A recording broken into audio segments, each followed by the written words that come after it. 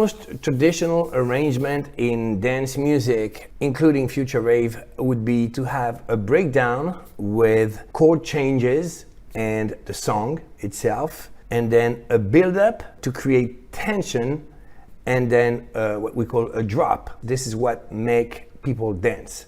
Everything in music is this balance between moments where you stay on one chord and moments where you have chord changes, moments that are very quiet and moments that are very loud.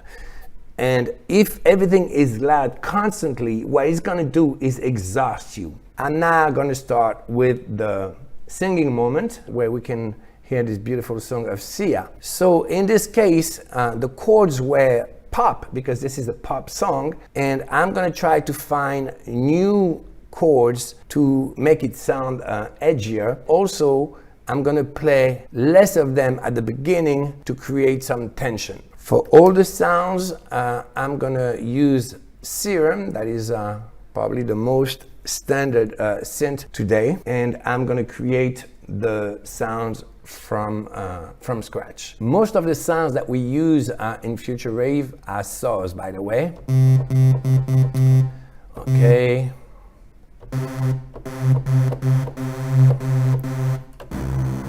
So I'm going to start with this big rave sound.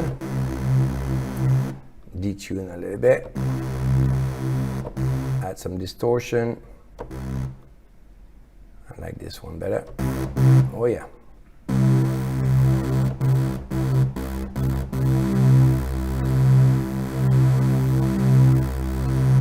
I'm gonna add some saturation even more. Yeah, it's dirty now. This is what we want.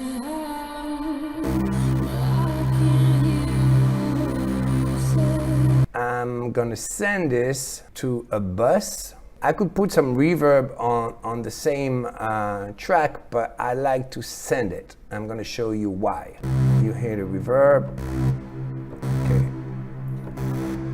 So one very important trick that we use all the time in future rave is this one. I'm gonna trigger the sidechain. I'm calling this sound rave. Most people always use the impulse or the kick to trigger sidechain. It can be used also to duck elements. It can be used on vocals. It can be used in so many ways. Here, I'm gonna use the sound itself to trigger the reverb.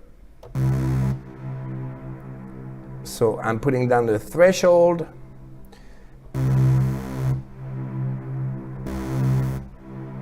Here you go. I think it's taking a little bit too much time. I'm gonna move the release time so that I can hear the reverb coming faster. Here you go. This is a very important concept to understand. The release is telling you how long you want the compressor to work when you trigger it. So now we're gonna create the foundation of what would be the chords. It's only going to be a bass, but it's the equivalent. It's those changes that are going to create the emotion. And I'm not going to use the same chord changes that I was using in the original 10 years ago, because I want to create something that is more adapted to future rave. I'm going to put in a scale mode, so it's hiding all the notes that I'm not allowed to play. So I'm starting with the fundamental, which is C. You go from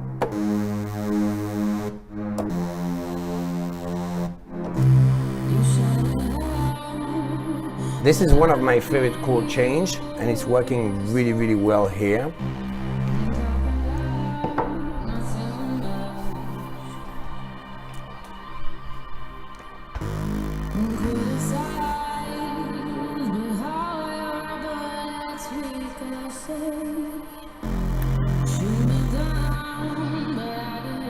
In the second part of the verse, I want to create an evolution. I'm going to put more notes so that you feel a kind of build up.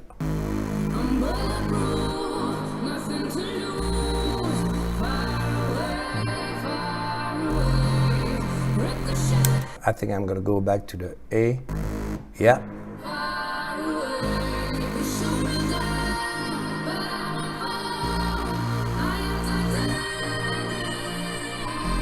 So I'm gonna finish with the fundamental right before the build-up. At some point, you need the person to understand in what key we are. So what I'm gonna do is copy this and create a new bass sound, Serum.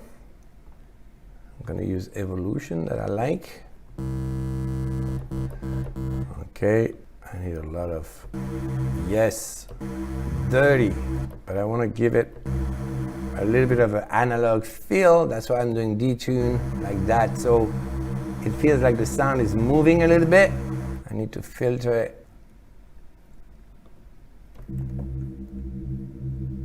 It's not bad actually. Put a little bit of drive. What I'm gonna do is use the exact same notes I copied the part before. I'm just gonna make them longer.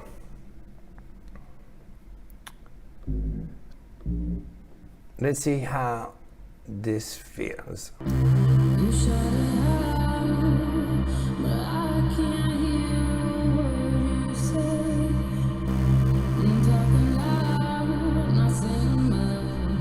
I might even EQ it a little bit, because maybe we don't need for it to be like that. And I'm gonna give it a little more 4K. Oh yeah. Yeah, way better. I want more impact every time that is hitting. I'm gonna put a kick on the top. This is nice, but I don't need that click. I need just the lower part of the kick. Here you go.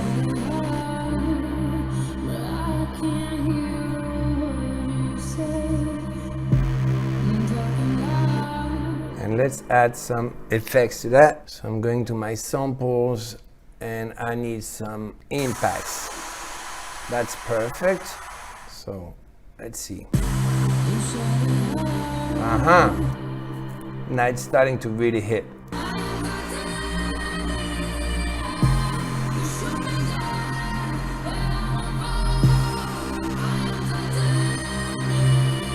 Now, what I'm gonna do, I wanna add a little extra emotion on this second part. First, let's make the sound and then I explain you.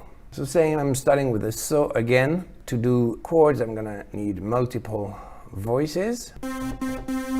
I'm gonna use a second oscillator. I need to filter this. So I'm selecting here A and B, so it filters both. Sending it to get a little bit of reverb.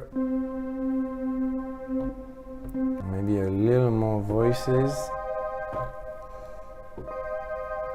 It's nicer. Basically, creating a chord is always based on the fundamental, but if you hear the fundamental is C, but then you have notes that you can play at the same time, like a third, a fourth, a fifth. The fifth, 5, is really the magic number in music. My bass is playing the F.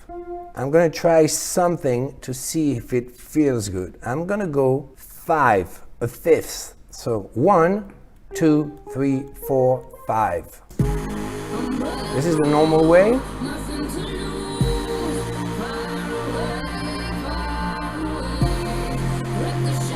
This is me trying to be smart.